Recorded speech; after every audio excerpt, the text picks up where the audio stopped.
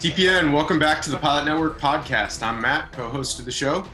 And recently, a new EU regulation is mandated that by February of 2021, all commercial and air transport operators in Europe and the United Kingdom are required to implement a pilot support program, which includes the use of trained peers. In a similar recommendation was made by the Pilot Fitness Aviation Rulemaking Committee established by the US's FAA, asking carriers to develop an effective pilot assistance program. So for us, health is a really important topic when it comes to our livelihood, the safety of our passengers and our crew. And this really relies on us being physically and mentally ready whenever we show up to fly. Anything that puts our medical into jeopardy, it can all too often be ignored or pushed aside. And mental health is one of those things that can be a really uncomfortable topic for all of us. So to help me with that, we wanted to welcome Nick Goodwin to the show as our guest today. And Nick is the lead of the Pilot and Human Performance Project on behalf of the United Kingdom's Civil Aviation Authority. And he's a subject matter expert in human factors, human performance, and crew resource management. In 2015, Nick accepted a position for the UK Civil Aviation Authority and then left the RAF in 2016 to become the Director of Elite Performance Training, working with commercial air transport sectors, and then rejoined the CAA in 2018 to undertake the Pilot Peer Assistance Project as the lead of the Pilot Performance Project. Nick, after all that, welcome to the show. Thank you so much for being here. Matt, thank you very much for having me. Let's just start off with telling us a little bit more about what the Pilot Performance Project is and the Peer Assistance Project in general, and what this means for European pilots, but I think it applies globally as well.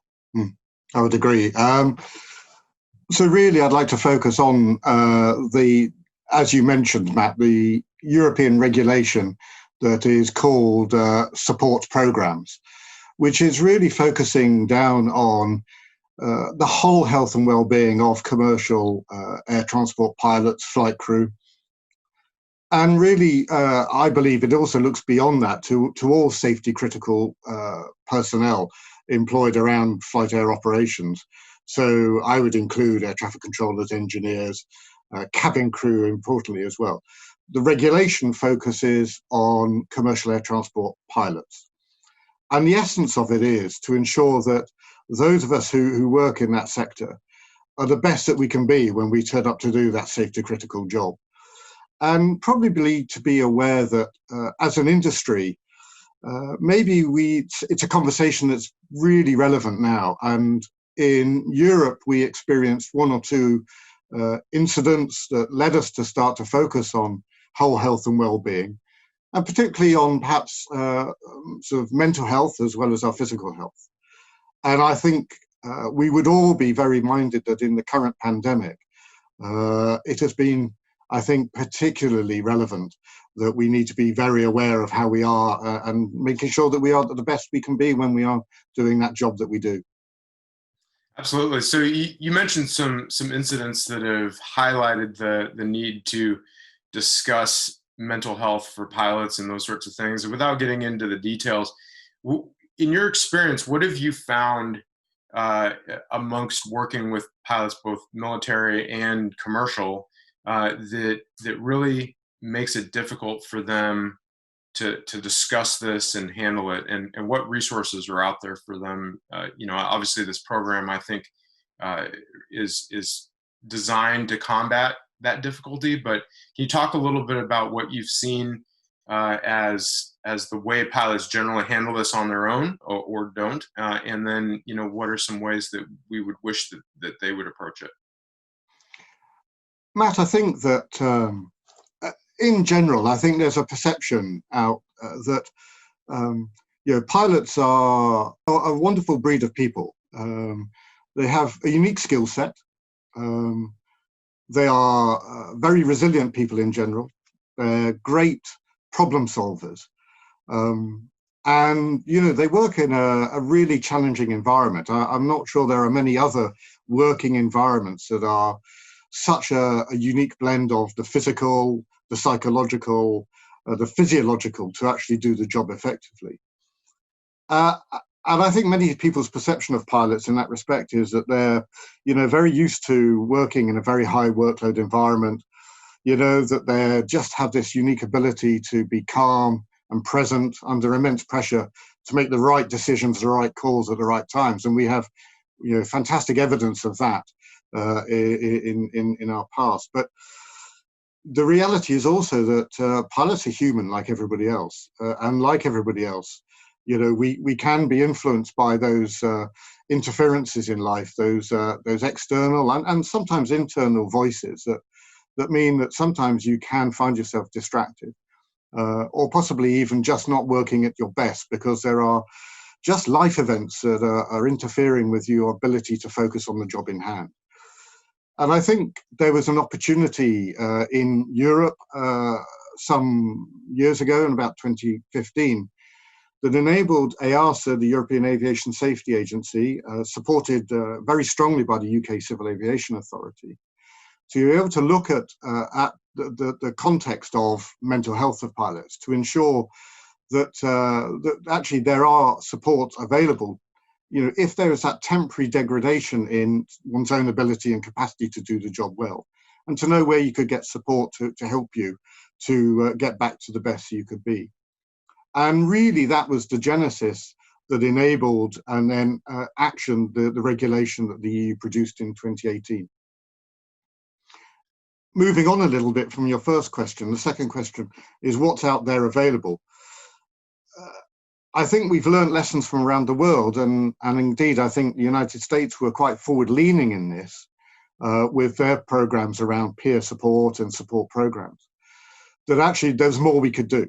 You know, there is bias, there is stigma around mental health, and perhaps pilots in particular are aware of that and the challenges that come with that bias and that stigma. So I think any programs that start to build a picture that sort of dismisses that bias, dismisses that stigma, enables pilots to share their experiences more, is going to be very positive for safety in the long term. So this regulation is about enabling that sort of support to become more prevalent. Sure. And just talking about the regulation specifically, what does it mandate in terms of, is it more for the company or the pilots themselves, or a little bit of both? So first of all, Europe has taken quite a lead in actually positioning a regulation to make a requirement to do some of this work. The regulation requires all commercial air transport operators to allow their flight crew, their pilots, to have access to what is broadly called a support program. And that regulation is due for implementation by the 14th of February next year.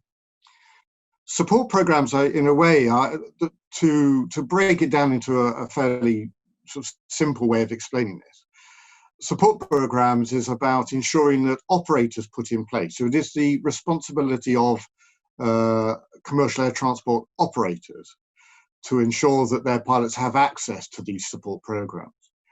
In general, it's about an awareness, building an awareness of how factors can influence your mental health and whole health and well-being. And it's also then to raise awareness about where to go for that help and support.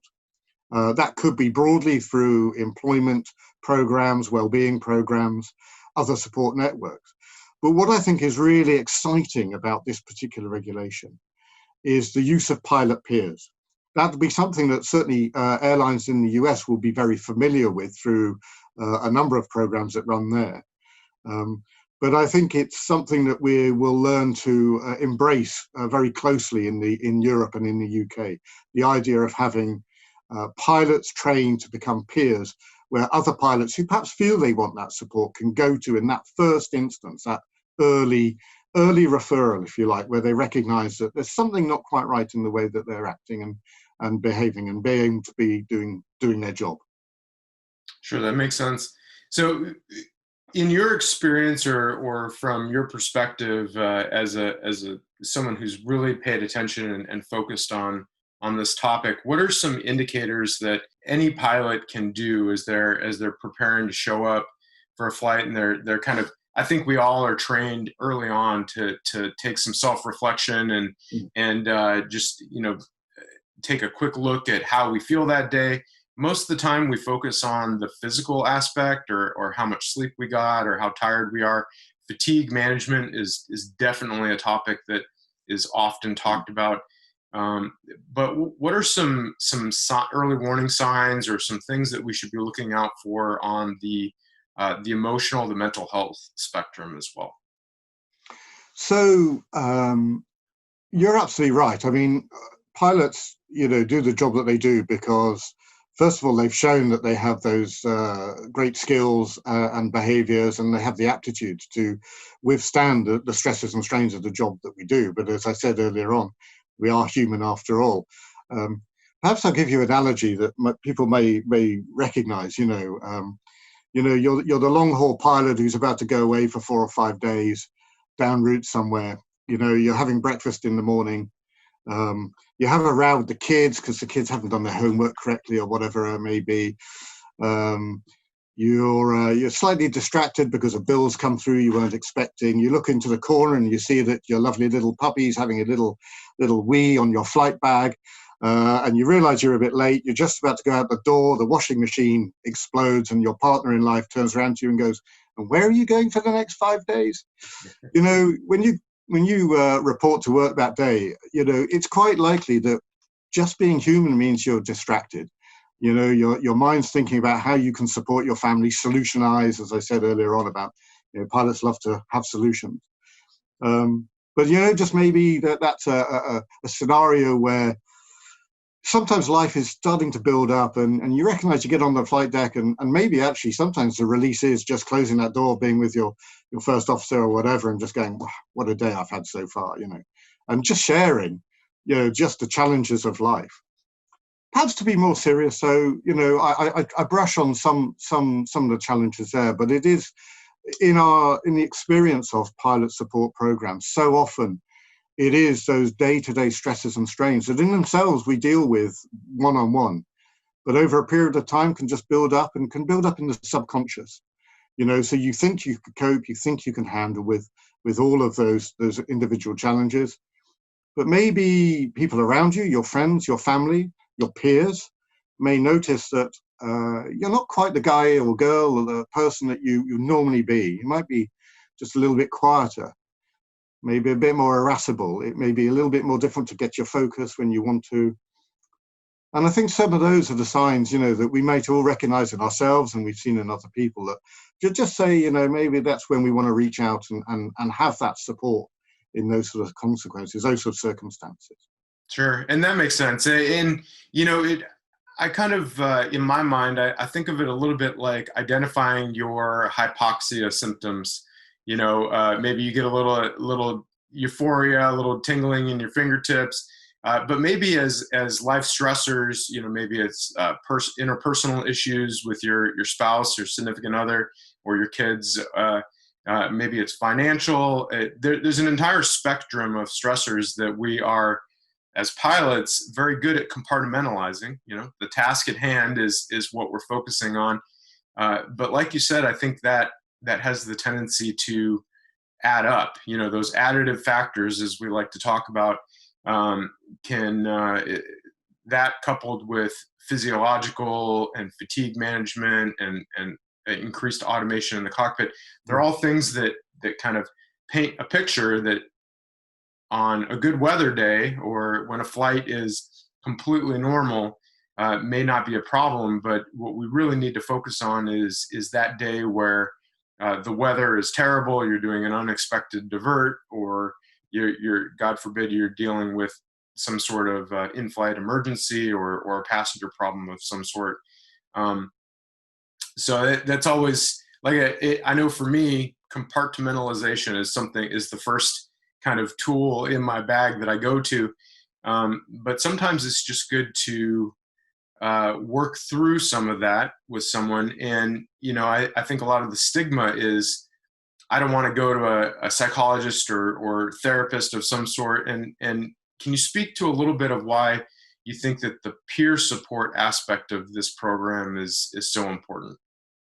Matt, I think that the concept of pilot peers is a really enlightening understanding of how pilots think and behave. I think you alluded to it yourself. Pilots have a status, they have a role to play, and that's very important to who they are and how they are perceived.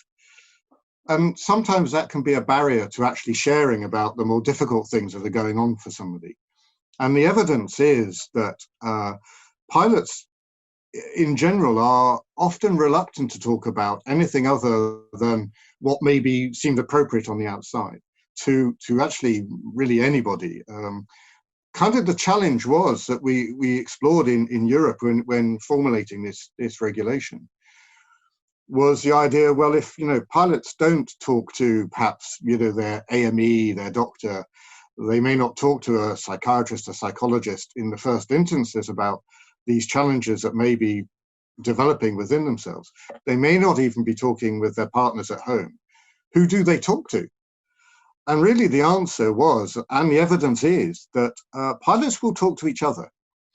And it's about having that shared experience. When you're talking to a pilot, you believe that the other person understands you because they've walked that walk. They understand the environment. They understand the stressors. They live with those same stressors. And it's, in a way, the perception is it's kind of, well, only a pilot would understand a pilot, Mm-hmm. If that's true or not, that's a great question. But, really that's what the premise behind using trained pilot peers in this support role is that in that first early instance, pilots will share with each other. And if that's done in a very confidential way, so that there's trust and a belief that it's your sort of slightly more personal story will remain there for that time being, is a really powerful way of then being able to share that with somebody else. I would say at this point though that it's about being a pilot peer is about just that, being a pilot peer. We are not expecting ourselves as peers or others to be the mental health professionals. And it really is for that early intervention, to have that early support. And also maybe in having those conversations, if you identify that perhaps there is something a little bit more deep-seated, which is a little bit more challenging, a little bit beyond the scope of the sort of that early referral, then it's also supporting that individual to know where they can get that next level, that next tier of help. Mm-hmm. And sometimes you can't always identify that for yourself as clearly as an external observer might be able to do. That's one of those things that just having an objective third-party perspective on, to talk through some of this stuff and say, maybe you need to talk with someone at the next level here, or maybe we can just talk this out and work it out in the pub, after a flight or something like that. So as the pilot peers are trained in this program, what sort of instruction and training are you developing for them, and what does that look like as someone wants to volunteer or be assigned the role of a pilot peer? Yeah. So in the United Kingdom, as there is across Europe, there are already a number of our airline operators have programs in place, and they're doing some fantastic work with their pilot peers. In the UK Civil Aviation Authority, we have developed a 3-day training course, which is in line with the regulation about what are the skills and knowledge that we can give to potential volunteers who wish to do this work as pilots. And I'm going to quickly say, but we might come back to this, not necessarily always a pilot, but almost always it'll be a pilot volunteer. So the sort of skills that we're looking for really are people who will first of all understand. So we will give some knowledge around aspects around awareness of mental health, what can impact mental health, impacts health and well-being. Also understanding the regulation and what it requires, understanding what the role of the mental health professionals and other medical professionals would be. But then for the pilot peers themselves, what we want to do is empower them with some skills around really active, deep listening, empathy, unconditional positive regard, the ability to be present with somebody and to understand it from their point of view, to sort of almost feel it from their shoes. But at the same time, to have that step away, as you sort of talked about, Matt, you know, where from a third party point of view, you may just see something that maybe that individual knows that there's something there, but there's something that's stopping them talking about it at that point. And it's just giving them that opportunity to just explore their own feelings, their own awareness in a very safe and confidential environment. Then there's also another element, which is something we alluded to as well, which is to listen really well to that individual. And perhaps also to identify when there's something a little bit more deep going on that actually may require that extra help and support. And then the role of the peer is to empower that individual, to empower that pilot who's looking for that support, to know where to go to get that extra help, and even to help them do that. So it's a challenging role, and it's a hugely, I would say it's a great privilege to do that role, to support somebody in those conversations, and it's humbling because you realize that, you know, we're all in that same boat together somehow, and it's a very rewarding job, but it comes with great responsibility too, and in a way I think that's what makes it very exciting. Absolutely. You mentioned the confidentiality of that environment and the interaction with the peer. So let's say, for the sake of argument, let's say that I recognize that I've got some life stressors and additive factors that I'd like to meet up with a pilot peer. What does that interaction look like, and how is it facilitated, and what level of privacy and confidentiality can I expect from that sort of initial conversation? So I'll start with the regulation, because the regulation was really powerful in this and very strong. It recognized very quickly that peer assistance, pilots talking to other pilots in this way, will only work if there is this belief of trust and confidentiality. Mm-hmm. So the regulation is very, very strong on saying that when operators are required to make this provision, and this can be done either if they're a big enough company internally, or very often, as is in the UK, being done by external providers, that actually gives a level of assurance and independence, that those conversations are done in that trusted and confidential way. So what the regulation says is that we want to establish the ability to have these conversations. But actually, how do we maintain that trust? So the concept that many of the operators and the model that we use, which is a model really that would recognize in the United States with your airlines too, is this idea of having a safe zone. The idea that the pilot's in the safe zone, and whoever they're talking to, the peer, we're being held in that very trusted, confidential environment. It's very difficult to build that trust and confidence, and it's very easy to destroy it. Mm. But the evidence we've had, both in programs that are running in the UK and Europe, and definitely from other parts of the world that have done this, is that it is possible. And it's really important to do that. And what we've also found is that operators get that as well. They understand the benefit for it. So there's a really good working relationships between operators, the peers, the medical health professionals who support the peers, and the pilots themselves, that this is something that will work very, very well. And it is proving to be very effective. And what we are finding is that in established programs, probably between 85 and 95% of the conversations that happen between the pilot and the peer actually just stay within the pilot and the peer. And of the remainder, a few require a referral with the agreement of that pilot, and therefore it's maintained within that trust and confidentiality zone with an additional medical, potentially, or professional help. Mm-hmm. It is exceedingly rare that there is a position where that has to be broken. And I think the strength of this is because the pilots asked for help in the first place. They've taken the biggest and hardest step, which is to ask for that help in the first place. And I think that's what makes this program really exciting, but valuable and worthwhile too. Sure, no, that makes sense.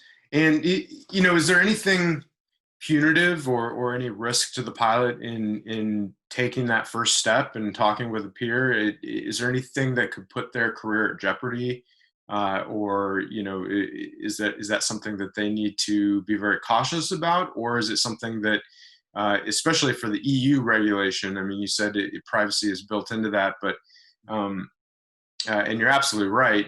Without the fear of having that be made public or the confidentiality issue, but from a perspective of your job and your career and your position with the company, how is that approached, and what should a pilot seeking a conversation with a peer on this sort of topic, what should they expect with regards to that? I think, Matt, what you've just encompassed there is actually the real cornerstone to why this regulation is important. As I said, pilots have this perception of who they are and how they operate. And it's very important because pilots, would really worry if they felt that anything that they said or did might result in, a loss of status, maybe a loss of license, even in the worst case. Actually, the statistics around this prove that to be not the case. And in the UK, for example, pilots who do actually self-report on perhaps an emotional or psychological issue, almost without exception, manage to get a return to fly, and there is no loss of license. In very, very rare cases, there may be something there. But I don't want that to detract from the concept of this regulation, which is it actually said, yeah, we get that pilots do worry about loss of license, et cetera, et cetera. And the whole point about pilot peers is to mitigate against that fear. By talking to a pilot peer in the first instance, in that confidential and trusted zone, it's about being able to share exactly those fears with somebody, which may be the causal factor. The important thing is, again, I go back to it, is because you can use these support programs in this context well, that pilot's actually already asked for that help. Mm-hmm. So actually they understand that they will be able to take a pathway that will get them to wherever they need to be in their support, and will be able to handle that. And in a way, it gives them that feeling of control that actually is really, really valuable. Certainly in Europe and in the UK, we do recognize that there is the potential that a pilot peer may find that they are talking to somebody who is indicating perhaps harm to self or harm to others, or has had a flagrant disregard or has either gone against SOPs or company policies or law. Now, again, the pilot peer's role is to empower the individual to take that responsibility themselves and get the help that they require to do that. And indeed, pilot peers, what we say is, before that conversation even starts, you actually enter a contract, if you like, with the pilot and say, the whole way this works is about trust and independence. But, these are the odd and very, very rare circumstances where I would have to break that confidence. Mm-hmm. And again, the evidence is it is very, very rare to see that, if it all happens. Sure. Sure. And it seems like that's an important safeguard, if the peer recognizes a safety issue or that the pilot, potentially has some factors that have really escalated it to the point where they could harm themselves or potentially someone else. I mean, obviously, it's nice that protection is in place and that is discussed with the pilot. First and foremost, I think that's important, is that, everyone knows exactly what they're doing. And hopefully, just as you mentioned, the fact that they're having that discussion in the first place is a great step to avoiding it getting anywhere close to that point. And I think that is a pretty important aspect to this whole thing. So as a quick segue, for peers, how would they go about being designated as a pilot peer and being trained? What's the mechanism in place that you're working on right now? So, Matt, that will depend on sort of the entry point of where pilot peers want to give that support. So, for example, in the United Kingdom, there are many operators either independently themselves or working collaboratively with other operators, are creating support programs, and as part of the support programs, are asking for volunteers to come forward to be pilot peers. Those pilot peers will often go through a selection process, often with either another company pilot peer who's already in place, company help, the people who run companies will be part of that process. And often the interviews or selection process will involve mental health professionals as well. And the idea is that you'll select those individuals who've just shown that aptitude, shown the desire, and shown the skills already to be really good in this role. And then those individuals will go through a period of training, such as we're offering with the Civil Aviation Authority. One important part that we've identified, particularly in the UK about this, is that when the peers are trained and are now working in the environment with pilots, they themselves need to be very carefully supported. And actually, this is really, for us, the role of the mental health professional, as well as their other peer supporters themselves, to have an environment whereby peers can share their experiences with each other in a sort of a continuous professional development way. But most importantly is if a peer is working with a pilot who's asked for support, that peer themselves has access to a mental health professional. And in the UK, we've strongly advocated that would be a clinical psychologist who has some aviation knowledge, if you like, an aviation psychologist, so that they themselves, the peers themselves, get that level of support and know that when they're having those conversations, they're asking the right questions, they're giving the right empowerment back to those pilots, but also equally learning themselves as where they could do better or more of in the future to grow themselves as pilot peers. Sure. No, that sounds great. And talking about we mentioned it before, the training course that CAAI is developing, and you said that it's a 3-day course. What do those 3 days look like? Is it virtual? Is it in person? I know right now during pandemic times that's probably a little bit more difficult. But Yeah. what can pilot peers expect for that sort of training? So on our Civil Aviation Authority course, our 3 days, and we would look to do this face to face. I strongly believe that the nature of this work is best done where you're in the room and holding that confidence, even when you're doing the training. You can build within the people who've come on the course a great sense of empathy and sympathy and confidentiality and trust.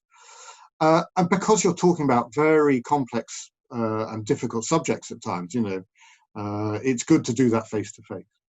On the 3 days, the first day will be very much about learning about each other. It'll be talking about the regulation, about what the responsibilities are of a peer, how the model of peer assistance will work. We'll then have a module which is all from our medical department around the role of mental health professionals, where the regulation meets other aeromedical regulation, and also what the protocols are for enabling people, if they actually have those slightly deep-seated problems, to ensure that they get the best possible support and return to fly as quickly as possible. The second day, we have a module which is all about just mental health awareness and just understanding and reminding ourselves what all of those different elements are.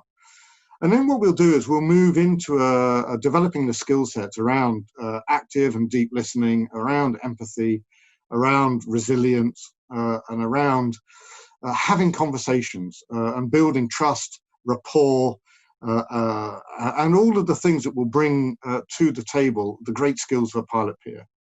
And that will then lead into the last of almost day and a half, which is actually practical experience. What we'll do is we'll develop scenarios for our trainee pilot peers to work with each other to have those conversations and just to see where they go and it'll be very experiential. It'll be very learning orientated, but it's very practical. It's to really feel that you've had that lived experience. And again, what we'd hope is that people who come on our course will bring their own experiences to that, and their own maybe sometimes their own challenges even, that they have experienced in the past, that makes them feel that they want to do this work now to support others.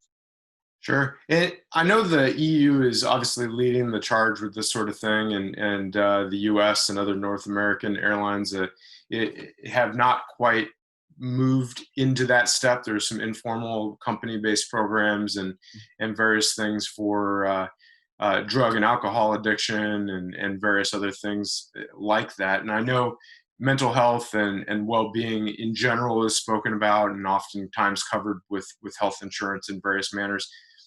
But for EU pilots specifically, if they want to become a pilot peer, what's the best way that they can go about getting involved with the training and becoming a volunteer for the program in general? So I'll answer that first, and then I'd love to talk a little bit more about a couple of other things you raised, because I thought they were really important too. So in the UK, a lot of companies will have support programs up and running, or they're developing at the moment, and there will be opportunities, and there are opportunities already to volunteer within those programs. We also are very excited to look beyond individual operators which is why we've set up this training course, is to perhaps build a pool of pilot peers who can then offer their services, perhaps to the smaller operators. We have probably around 150 commercial air transport operators in the UK, probably around 15,000 commercial air transport pilots. And they are from, our very big national carriers down to very small operators, maybe only 3 or 4 pilots. We have a very, very vibrant rotary, both onshore and offshore business.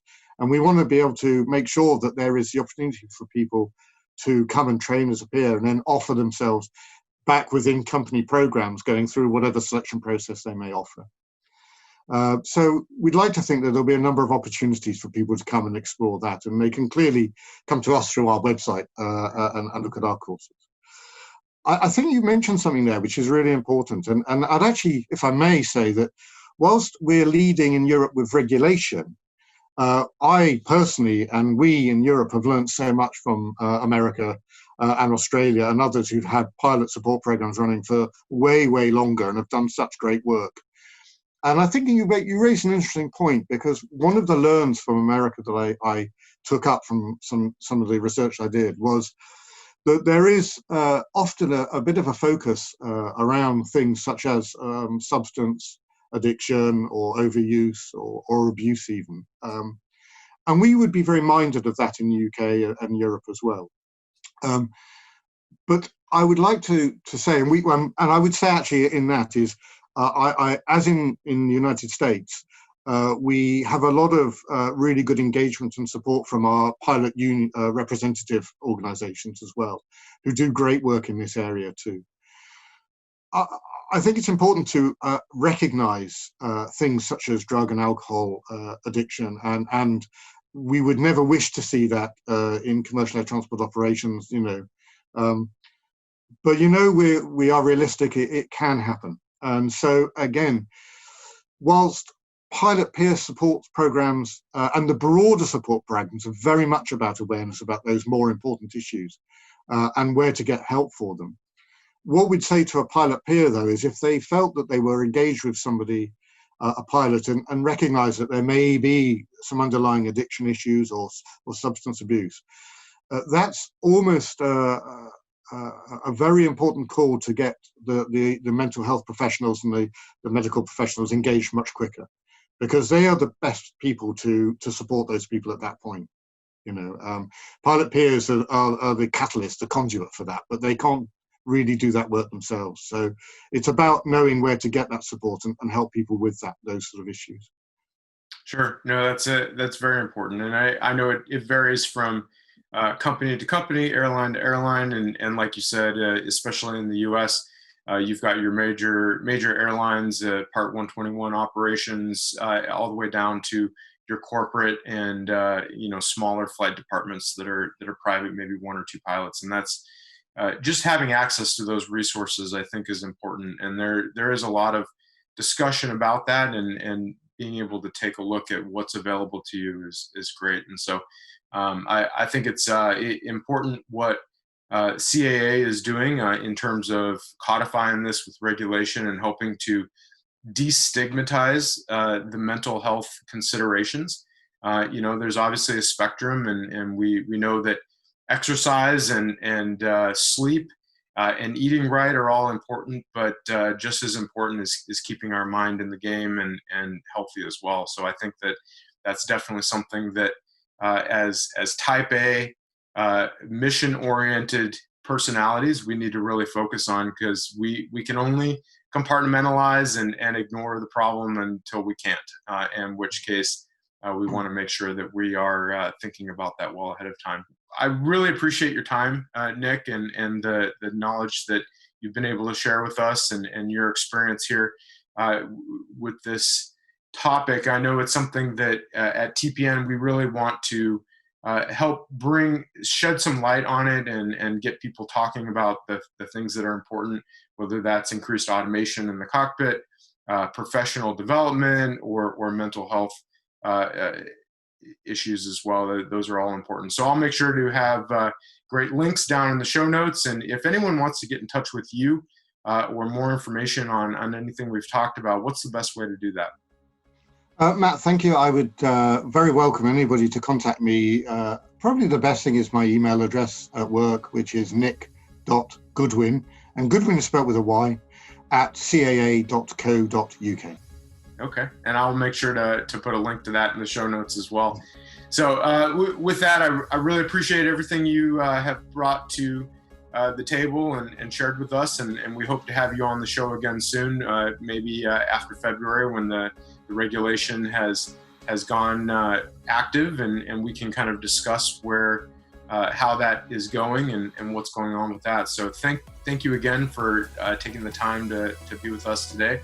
And TPN, as always, we encourage you to take care of yourself, take care of your family, take care of your crew and your passengers, and try as hard as you can, unless you're an aerobatic pilot, to keep the shiny side up and the dirty side down. Fly safe, everybody.